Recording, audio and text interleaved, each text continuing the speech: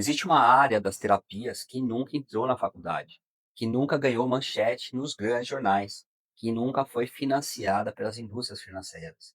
Talvez seja exatamente por isso que ela sobreviveu, porque ninguém tinha interesse em destruí-la e ninguém tinha interesse em popularizá-la. Ela simplesmente continuou evoluindo nas sombras, sendo praticada por médicos, físicos, engenheiros, que entenderam algo que a medicina convencional ainda não digere. O corpo não é só matéria. O corpo é campo. O campo pode ser lido, o campo pode ser tratado. A história começa com um médico americano chamado Albert Abrams, no início do século XX, neurologista formado em Heidelberg, na Alemanha, um dos médicos mais respeitados dos Estados Unidos na sua época. Abrams observou algo que nenhum colega queria admitir. Tecidos doentes e tecidos saudáveis respondiam de formas diferentes quando expostos a determinadas frequências. Ele não falou de energia mística, não falou de espírito, ele falou de frequência, de vibração, de informação eletromagnética. E formulou uma hipótese radical para a época. Toda doença tem uma assinatura vibracional e se você consegue identificar essa assinatura, você consegue interferir nela. Abrams desenvolveu os primeiros instrumentos radiônicos, aparelhos capazes de detectar e transmitir frequências informacionais. O resultado que ele documentou eram surpreendentes. A comunidade médica oficial reagiu como sempre reage ao que não entende, com ridicularização. Mas os médicos que usavam seus instrumentos continuavam reportando resultados. E a radiônica não morreu. Ela evoluiu da mesa manual para instrumentos cada vez mais precisos, da intuição do terapeuta para algoritmos e bancos de dados, da ação local para ação à distância, porque o campo não tem endereço. O campo não precisa de presença física. A palavra radiônica gera dois tipos de reação. Quem nunca ouviu falar, curiosidade. Quem já ouviu, ceticismo. E o ceticismo tem razão de existir. Durante décadas, a radiônica foi cercada de linguagem esotérica, de charlatanismo, de promessas impossíveis. Mas isso não invalida o princípio, assim como fraudes financeiras não invalidam a matemática. Então, vamos ao que é de fato a radiônica. A radiônica é uma abordagem terapêutica baseada na hipótese de que seres vivos emitem e respondem a campos de informação eletromagnética. E esses campos podem ser lidos, identificando padrões de desequilíbrios. Que esses campos podem receber informação corretiva, promovendo o reequilíbrio, sem contato físico, sem substância química, sem intervenção mecânica, apenas informação transmitida via campo para o sistema que precisa se reorganizar. E sabe o que conecta tudo isso com o que vimos nos episódios anteriores? O campo morfogenético de Sheldrake, que carrega a memória e organiza a forma. O Peer Lab de Princeton, que provou que consciência interfere na matéria. O diodo de ruído branco, que cria a interface entre o campo e o instrumento.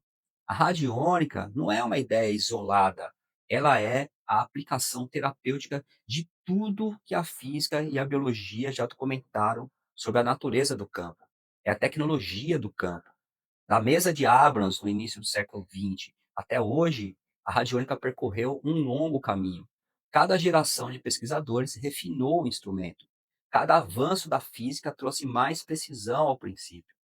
Nos anos 80 e 90, com o avanço da computação, os instrumentos radiônicos começaram a incorporar bancos de dados informacionais, padrões de desequilíbrios e reequilíbrios já cadastrados no banco. E foi nesse contexto que, na Alemanha, um grupo de pesquisadores desenvolveu algo bastante diferente.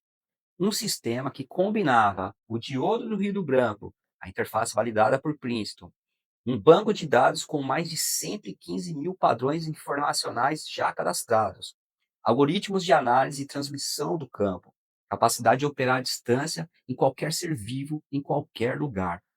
27 anos de desenvolvimento. Certificação europeia, ISO 13485, que é referente à norma internacional para dispositivos médicos. O selo QV, auditoria independente. Isso é o Quantec Pro, o instrumento radiônico mais avançado disponível no planeta. E o que diferencia o Quantec Pro de tudo que veio antes? Três coisas: escala, mais de 115 mil padrões informacionais já cadastrados. Nenhum instrumento anterior chegou perto disso. Segundo, a precisão.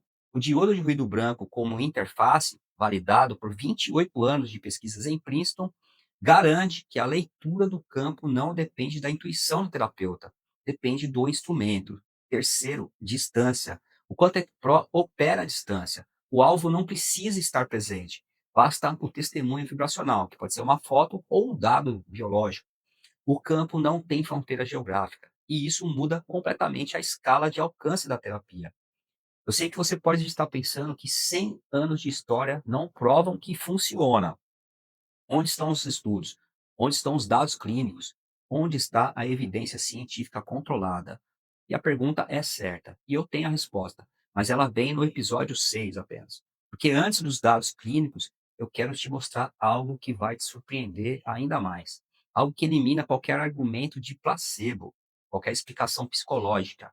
Porque viés de crença. Porque o próximo episódio não trata de humanos, trata de plantas, trata de silagem, de vinho, de organismos que não sabem que estão sendo tratados, que não têm expectativas, que não podem fingir. O que aconteceu com eles vai ser difícil de ignorar. A radiônica existe há mais de 100 anos, foi ridicularizada, foi ignorada, foi perseguida em alguns países e ainda assim sobreviveu.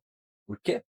Porque os resultados continuam aparecendo em clínicas, em fazendas, em laboratórios e em empresas. E quando os resultados aparecem de forma consistente, mesmo sem que a ciência oficial ainda tenha explicação completa, existe uma pergunta que se impõe: será que o problema é a tecnologia? Ou será que o problema é o modelo que usamos para decidir o que é real? No próximo episódio, as plantas vão responder por mim. 100 anos ignorados pela medicina oficial, agora você sabe por quê.